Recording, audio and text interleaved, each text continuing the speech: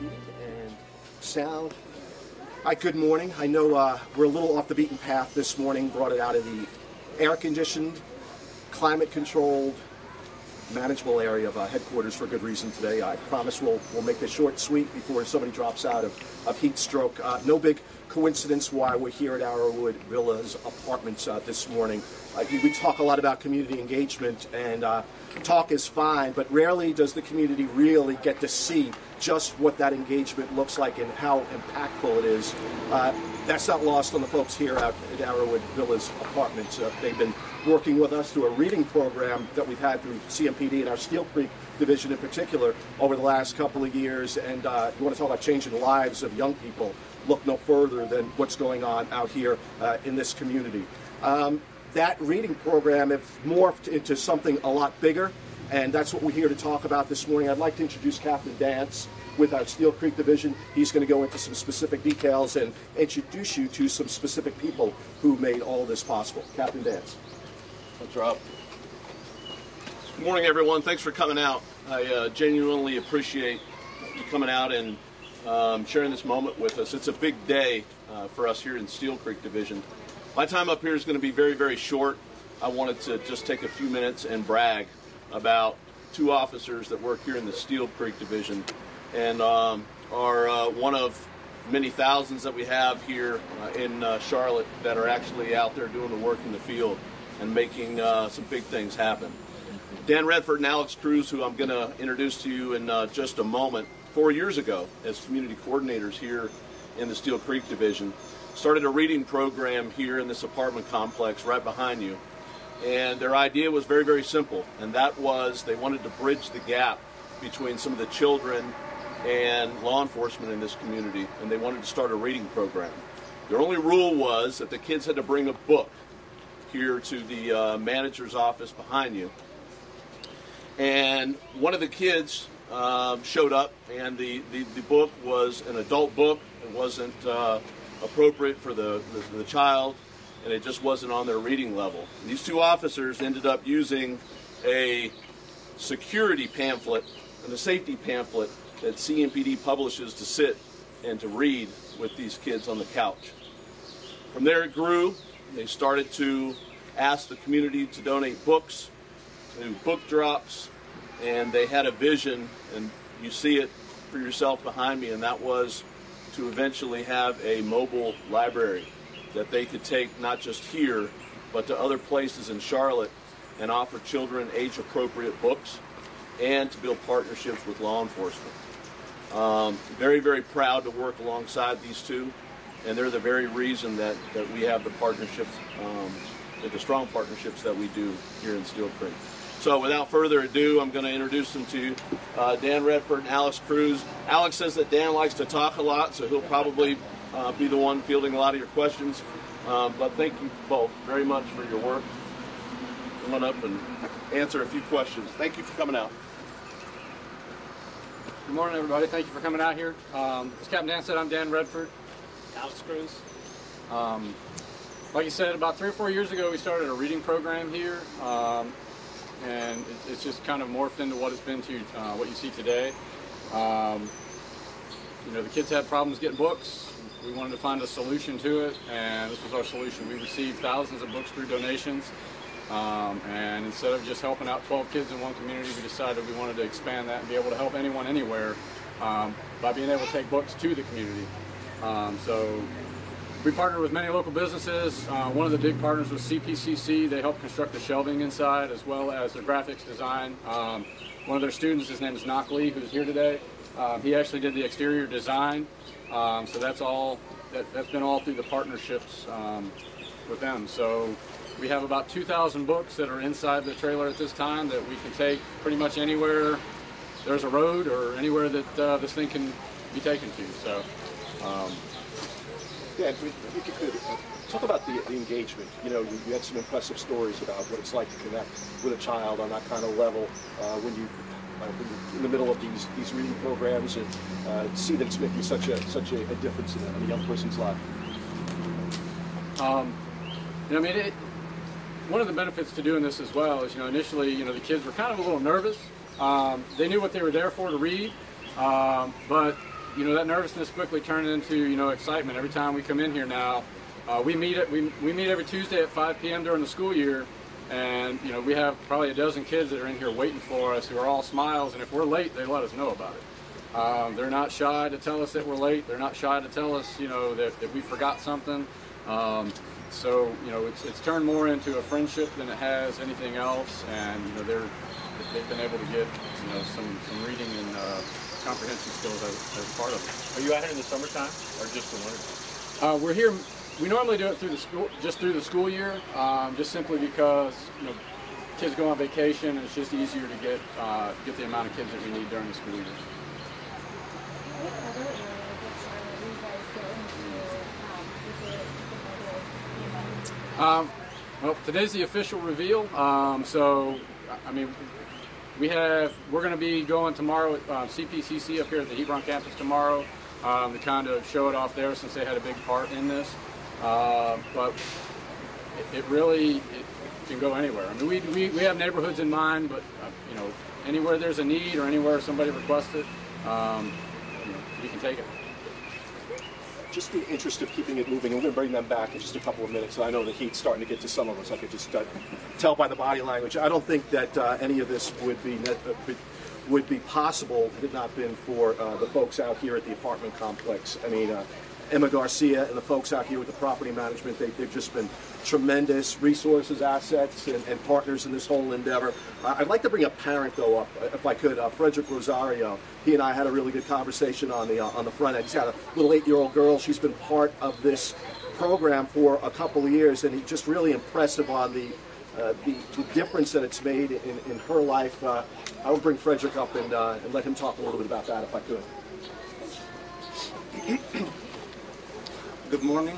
So I would like to say thanks to the CMPD, especially the officers, Cruz and Rector, because and the reading program, because for that program, so our kids they are learning more and faster, and it's a big difference after my daughter is coming to the reading.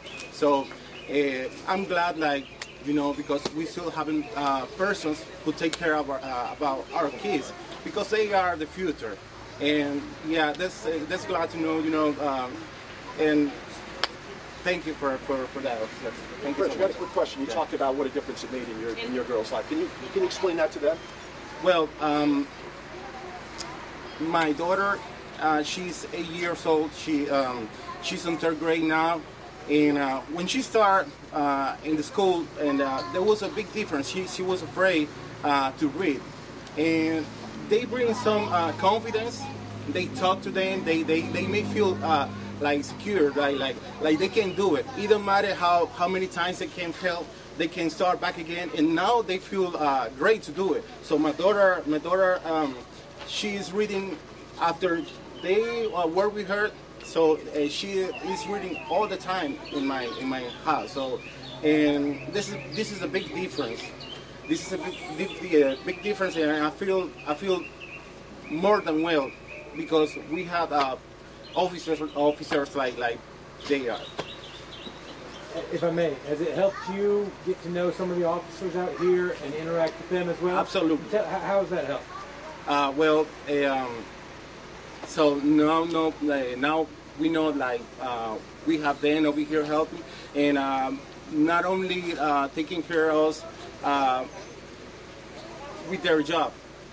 Now we know with the reading is that was hard for me, you know, because at the same time I was learning, and yeah, that was hard for me, you know, and now I feel a little bit relaxed, because my daughter knows a lot to how to read, how to speak, how to speak, and in the school they say they are great, so they got great qualifications. So I feel great for them. How has your relationship with the officers changed since the reading program started? A lot of people may have had a standoffish relationship with officers, but how has that changed since the program started a couple of years ago? Well, do you feel a stronger connection with the officers now? Totally, yeah. I feel more than strong. So I feel like I can talk with them about not only about my kid progress, if not about anything that they can talk to me. They can how can I say they can help. And yeah, it's really stronger. Yeah. Thank you so much. We're going to make Frederick available, a number of parents available after this is concluded.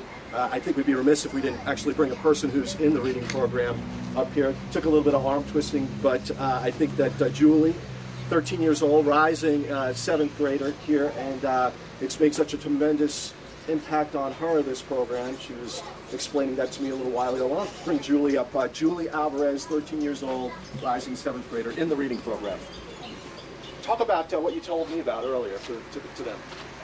So I think the reading program here for the kids is really helpful for me and for the other kids because it brought my grade up a lot. And I've been here for I'll say half a year already. And it actually brought up, it helped me up a lot. It really did. Anybody have questions for you? You went from a B student to an A student? Yeah, so since I've been here for a lot and I've been helping the kids and I've been helping myself since I've been here too. So I had an 85 on my grade, so that was a B, and then I went up to a 96 on my grades. Outstanding. Congratulations. Anybody, Robin? Yep. Questions? Anybody? Questions for Julie? Questions for the officers? Again, we can make them available afterwards. We also have some shots inside of the trailer for anyone interested. And I think Officer Cruz had something quickly he wanted to say. I just wanted to touch a little bit on when we first started this program, kids were coming at different levels. So one of the things we would ask them, what level are you on? So we keep up with what level they were on. Periodically, CMS would do testing. And what we're realizing is a lot of these kids were going up at least 2 to 3 levels during the short time span that we were helping. So I mean, it was really nice being able to sit with them and give them that one-on-one attention that I actually needed. And at the same time, we first started, a lot of them were pretty scared and nervous. And then, after a while, they're all calling us Alex and Dan. So we were building that relationship with them. And at the same time, their parents were coming to drop them off and pick them up. And they were getting comfortable with us as well.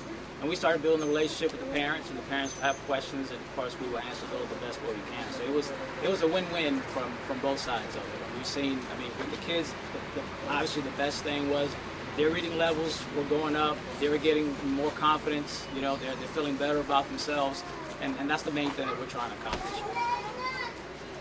Appreciate it, guys. And again, we'll make everyone available afterwards. So, big question is, so how would a community go ahead and request the mobile library to their neighborhood?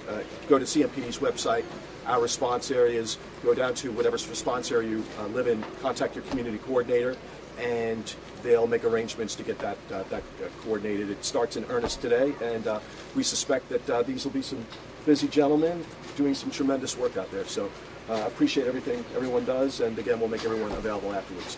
For the greater good, before we all melt out here this afternoon or morning, what do we have? Real quickly, Rob, last night, an ATM robbery down in the Valentine area. I'm not sure if you're familiar with the facts. The woman went out to an ATM and was robbed. Do you know anything about that? Can you talk about that? Is this anything on suspects? Yeah, I can give you some in broad strokes. A 22-year-old woman at that ATM that was looking to make a deposit at that ATM when she was approached by a fella in a mask who demanded the money from her. She complied. He took off in an unknown direction, and we've got some pretty good leads and some information that we're working on as we speak. Thankfully, she's okay. Doesn't matter what part of the city you're in. She did exactly what she should do. We can always replace money and items. What you can't replace is a precious life. Comply if anyone's ever in a position like this, like that woman did. Unless you feel like that your life or well-being's in immediate danger, then you have to take the necessary steps to protect yourself. Obviously. I didn't hear you, but did you say he was on? Yes, he was on. Yes. And do you by chance know, was she coming from a business? You said she was doing a deposit, right? I don't know where she was coming from, but I do know that she was at the ATM to make a deposit. Hey, Brad, Yes. can you give us an update on the Plaza Midwood shooting overnight? Yep, not a random act. We understand that the victim is making some pretty good progress in that case. We understand that it stemmed from an earlier dispute in the area earlier this morning, and we are still currently working that case aggressively, asking the community, anyone with information, to pass that information along to our Crime Stoppers tip line. Again, that's anonymous. Don't need to know who you are, where you are. Just pass that information along to 704-334-1600, and there could be a handsome reward of up to $1,000 for anyone who provides information that leads to an arrest in the case. Yesterday's homicide, anything there? No new developments there. Anything as far as developments go will be released through the Public Affairs Office in the way of a release. That Plaza Midwood area, busy area. Sure it is. I know you don't believe that was them, but should in general people be concerned about going out, and have you seen an increase in violence in Plaza Midwood? I don't have those hard statistics in front of me. You know, we always want to urge our community members that no matter where they are, to be mindful of their surroundings, and you know, there's just no telling what. There's just no I mean, you can't make those kind of assurances, Robin. You know, these two individuals were known to each other. It stemmed from an earlier dispute. As encouraging as that is to hear that it wasn't random, it certainly doesn't take away from the concern of folks in the community for a good reason. You have a person who was shot out there earlier this morning, and I don't care what neighborhood it is, it's a concern no matter where you live or work. Colleen? I was going to say that to the ATM robbery. Yes. Did you, I don't know if you had a chance to chat with self-division officers. It wasn't the first time that there had been an incident at that ATM. Is there anything? Nothing at this point to suggest that there's a connection, but we're not foolish enough to believe that there could be something there that needs to be looked at, and you better believe that you've got the right people looking at it. They're going to move heaven and earth to figure out just what's going on out there. Again, you know, this person did exactly what she should have done, gave this assailant, the suspect, exactly what he was looking for, and lived to tell the story. I mean, you know, it's a concern whenever you have somebody at ATM that's victimized in this kind of nature. Hey Rob, what's your reaction to the man charged in the ice cream man assault? He's 22 years old and 32 mug shots. What's your initial reaction, and what does it say about the greater picture of the justice system? This guy is in and out. Yeah, you know, I'd love to say that this is a unicorn, right? But we've been down this road before, seen this show before, and it never ends well. Thankfully, this man, an older man, 60-something years old, just out there hustling, trying to make a buck when he's victimized like that. When you saw the just montage of mugshots, I mean, draw your own conclusions. You know, this guy's lucky he's alive, and really begs the question about what this guy was doing out on the street. Do you think there's a bigger issue that continues with these repeat offenders that, I mean, probably frustrating? Man, it's plain as the nose on your face, and what the solution is, I don't know what the solution is. I'll let people smarter than me figure that out, but something's got to give. This man came within inches of losing his life out there. I mean, it's ridiculous. The guy's out there trying to make a buck, you know?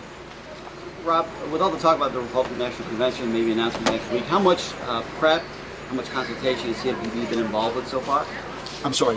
Ahead of the Republican National Convention announcement possibly next week, how much preparation, consultation has the police department been involved with? I'm going to keep that a little close to the vest right now. We don't want to outrun our coverage. I know that there's still a process in play, and it's an important process. I will say that, you know, we had a successful convention here several years back when we had the DNC here in Charlotte, and they can be assured, the community, the country, the world, to know that you've got the best, the brightest, and the most professional police department on Earth, planet Earth, that will manage that if we're fortunate enough to be awarded that bid. That Valentine robbery at random, I mean, a crime of opportunity, just when you were sitting at the ATM? Yeah, no reason to believe that she was targeted for a specific reason, or that she knew the suspect in this case. Again, anybody with information is asked to pass that along to our Crime Stoppers tip line. Yeah, I'm getting the hook and melting second by second, so we'll call it short. I appreciate it. I know it was a little uncomfortable this afternoon. I really encourage you to work with some of these officers, some of the family members. We've got them hanging back, and again, not lost on us, Emma, Alma, all of you, the folks out here at the apartment complex. Tremendous help in getting this all together today. Much appreciated. Thank you.